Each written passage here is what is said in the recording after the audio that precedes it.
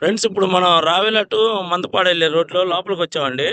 అంటే ఇప్పుడు మీకు చూపించబోయే పొలం వచ్చేసి ఎకరం 37 సెంట్లు ఉంటుందండి. ఇది సేల్కి ఉందండి డైరెక్ట్గా. ఇది ఇప్పుడు అక్కడ చూస్తున్నారు కదా మీరు, చెట్టు చూస్తున్నారు కదా, ఆ చెట్టు దగ్గర ఒక గెనుము ఉంది చూడండి.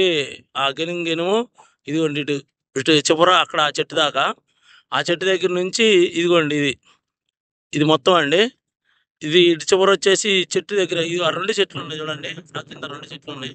ఆ మూల మీద నుంచి ఆ గెనుము ఇదిగోండి ఇటు ఇక్కడ ఈడ చెట్టు అవతల గెనుము ఉంది చూడండి అక్కడ వరకు.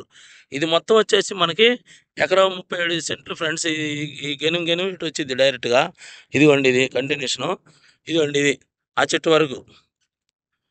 ఆ చెట్టు వరకు అంటే అక్కడ నుంచి ఇది మొత్తం మనకి ఎకరం 37 సెంట్లు వచ్చింది ఫ్రెండ్స్ ఇది. అంటే రావెల టు మందపాడు వెళ్ళే రోడ్లో కొంచెం లోపలికి రావాలండి.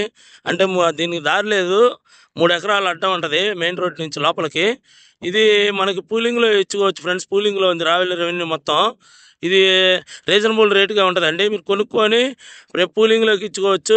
మనకి పూలింగ్లో అక్కడ ఎకరానికి 1250 గజాలు ఇస్తారు కదా గవర్నమెంట్. దానిలో మనం తీసుకోవచ్చండి సిఆర్డీఏ దగ్గర. దానికి మంచి రేట్ వచ్చిద్దండి. అంటే ఇప్పుడు కొనుక్కొని పెట్టుకుంటే మీరు రేపు పూలింగ్లోకి ఇచ్చుకోవచ్చు. రావెల రెవెన్యూ పూలింగ్లో ఉందండి. ఇది ఫ్రెండ్స్, దీని గురించి ఇంట్రెస్ట్ ఉన్న వాళ్ళు నాకు ఫోన్ చేయండి.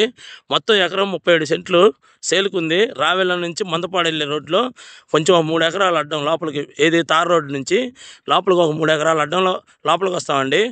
ఇది ఫ్రెండ్స్, ఇంట్రెస్ట్ ఉన్న వాళ్ళు నాకు ఫోన్ చేయండి. ఉంటానండి. Bye friends.